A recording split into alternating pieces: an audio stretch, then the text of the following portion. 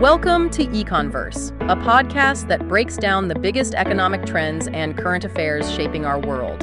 In this podcast, we cut straight through the headlines to reveal the real impact of economic shifts on businesses, governments, and most importantly, on you.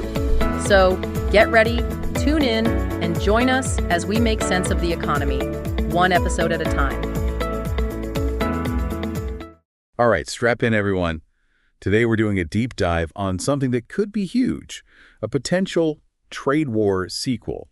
So if you're listening, you probably already know President Trump, he's talking tariffs again. And we want to figure out, well, what could that even mean?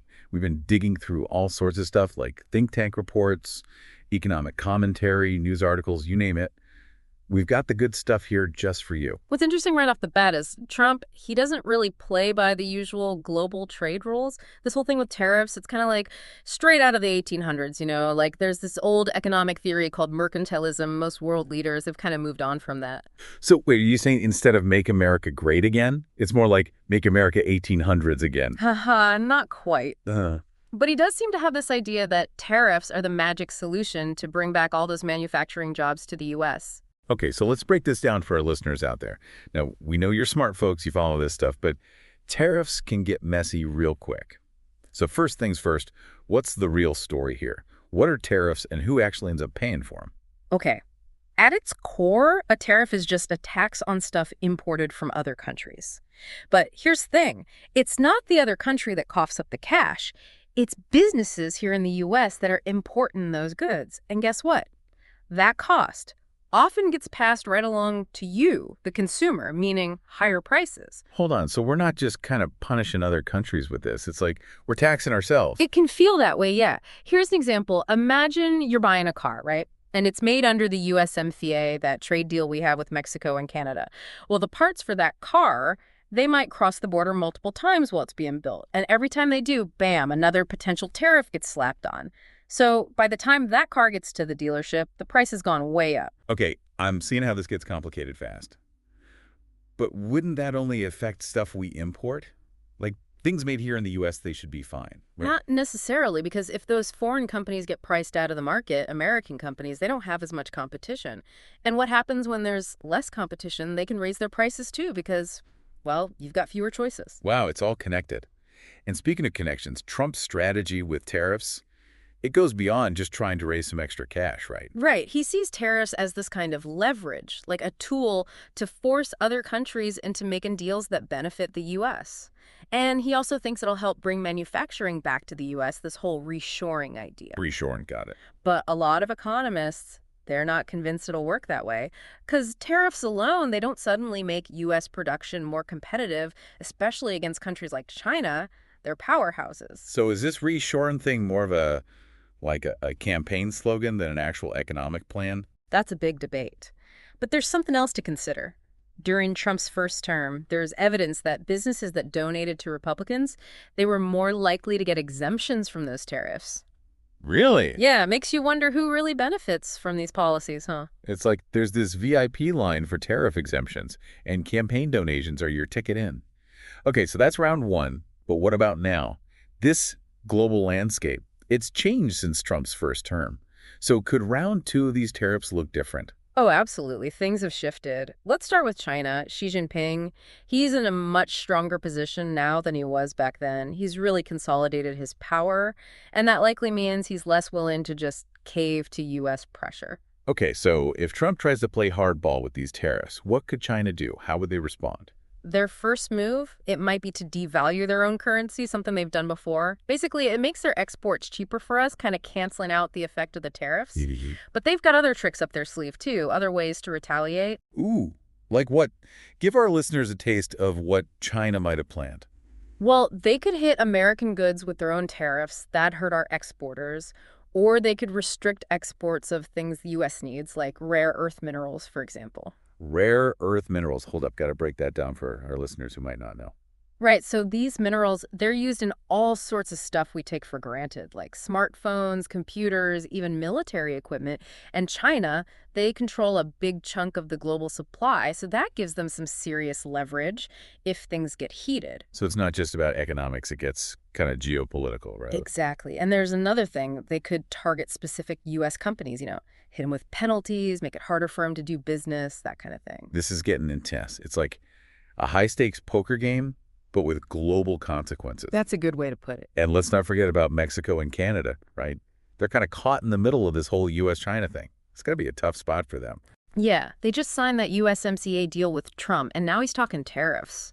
It's definitely a bit contradictory, to say the To least. say the least, for sure. They might have to offer some concessions, even before any tariffs hit, just to avoid getting slammed economically. Can you give our listeners an example, like a real-world scenario of how this could play out? Sure, let's take Canadian crude oil, for example. Some refineries here in the U.S., they're built specifically to process that type of oil. We can't just switch to something else overnight, and pipelines, they're fixed routes. So if Canadian oil gets hit with tariffs, it hurts both countries. So it's like we're shooting ourselves in the foot. Kind of, yeah. But wait, didn't you say Trump, he actually signed that USMCA trade deal? Wouldn't these tariffs go against that? Directly violate They it? do. And that makes the 2026 review of the deal, well, a total mystery. Nobody knows what'll happen. Okay, so we've got this tangle of potential conflicts, retaliation, and a whole lot of uncertainty. But let's get down to the nitty-gritty here. What's the bottom line for the U.S. economy? What kind of impact are we looking at? That's the million-dollar question, or maybe the billion-dollar question in this case. Economists, they don't all agree on the exact effects, but there's a general consensus. And that consensus is tariffs, they usually hurt the overall U.S. economy. Okay, so not good. Can you break that down a bit for our listeners? Like, what specific things should we be watching out for? Well, for starters, we could see people spending less, as prices go up. And job losses, that's a big one. Moody's, they're predicting over 500,000 jobs could be lost. Yikes. Then there's the whole thing about economic growth slowing down. And there's even, the possibility of a recession. A recession. That's a scary thought. But wait a minute. Didn't I see something about a study saying tariffs could actually help the economy? There was one, yeah, but a lot of economists, they kind of tore it apart. They said it was intentionally misleading. Basically, they cherry-picked data to get the result they wanted. The vast majority of research, it shows tariffs have a negative impact. Okay, so it's pretty safe to say tariffs are, generally speaking, a bad idea for the U.S. economy. But even beyond just the numbers, there's this bigger question, right? Like, what about America's place in the world? Yeah, you hit the nail on the head. This whole America First approach, it risks isolating the U.S., and it could damage our relationships with important allies. So while we're busy building walls, other countries are out there building bridges. Exactly. China, for example, they're strategically trying to rely less on the U.S., and they're strengthening trade relationships with other countries. They're even looking at joining this huge Pacific trade deal, the one the U.S. pulled out of. Wow. So what's the forecast then? What can our listeners realistically expect to happen in the coming months? Well, first off, will Trump actually follow through with those full 25% tariffs he's talking about? Or is there some room for negotiation? Because all that potential economic fallout we talked about, that was based on those full tariffs. If there are concessions, the impact might not be as bad. Makes sense. And speaking of concessions, what could Mexico and Canada even offer to avoid those tariffs? Tough one. They're already kind of stuck after signing the USMCA. They might have to offer some symbolic concessions, like maybe on agricultural trade or intellectual property rules, just enough to appease Trump and avoid a full-blown trade war. They're walking a tightrope, that's for sure. What about China? They don't seem like they back down easily, especially with Xi Jinping calling the shots. Nope, they've got a lot of options to hit back. They could target specific U.S. sectors with tariffs, like agriculture or technology. And remember those rare earth minerals we talked about? They could restrict those exports, which would really hurt industries that rely on them. So China's got some serious leverage. But while all this is happening, they're also going to keep strengthening their ties with other countries, making themselves less dependent on us. This is getting pretty complex. But I want to bring it back down to earth for a sec. How does all this affect the average person, the average American? What about things like prices, jobs, the cost of living? Yeah, that's where it gets real. We could see prices go up on everything, electronics, clothes, cars, you name it. And those potential job losses, those would be devastating for a lot of families and communities. And it's not like those job losses would be spread out evenly, right? Some industries would get hit way harder than others. Absolutely. Manufacturing and agriculture, they could be in for a rough ride. We can see factories closing, farms going bankrupt, and that kind of pain, it would ripple through the whole economy. For sure. And then there's the whole issue of economic growth, right?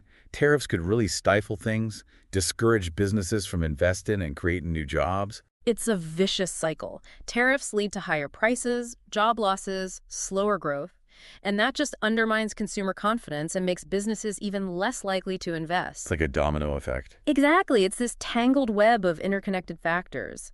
It's tough to say exactly how it'll all play out, but one thing's for sure, there's a real potential for economic harm here. You mentioned earlier that Trump's approach is based on this idea of mercantilism. Can you explain that a bit more for our listeners? Like, how is that different from the way most of the world thinks about trade today? Okay, so mercantilism, it was popular back in the 16th to 18th centuries. The basic idea is that a country's power comes from how much gold and silver it has. So it's like a giant game of Monopoly where everyone's just trying to hoard the most cash. Kinda, yeah. It creates this us versus them mentality. And mercantilist policies, they aim to boost exports and restrict imports through things like tariffs. It's all about winning, even if it means other countries lose. So Trump's America First agenda, with its focus on bringing back manufacturing jobs and using tariffs as leverage, that fits right in with this mercantilist view. Exactly. He sees trade as this competition. And the U.S., it has to come out on top, even if it means disrupting the global trading system or hurting other countries. But the world's so interconnected now, don't most countries see the benefits of cooperation and free trade? Yeah, most economists agree that free trade, when it's done fairly and with the right regulations, it's a win-win for everyone. It lets countries specialize in what they're good at, and that leads to more efficient production and lower prices for consumers. So Trump's approach is kind of going against the grain of modern economic thinking. In a lot of ways, yeah. And that's what makes this whole situation so unpredictable and potentially dangerous. It's not just about economics, it's about geopolitics and global power dynamics. If the U.S. takes a step back from its role as a leader in global trade, it creates this void. And other countries, like China, they're ready to fill it. That's a key point. Are we heading towards a world that's more fragmented and protectionist? Or will things calm down and we'll find a way to cooperate? Only time will tell. But the stakes are high, that's for sure. And the decisions made in the next few months, they'll have a ripple effect across the whole globe. That's a wrap for this episode of Econverse. If you enjoyed this episode, make sure to subscribe to the podcast on Spotify, Apple Podcasts, or wherever you're listening right now. And if you're watching on YouTube, don't forget to hit that like button, subscribe, and turn on notifications so you never miss an episode. We'd love to hear from you. Drop a comment on YouTube or leave a review on your favorite podcast platform. It really helps us reach more listeners like you. Thanks for tuning in, and until next time, stay curious, stay informed, and keep exploring the world of economics.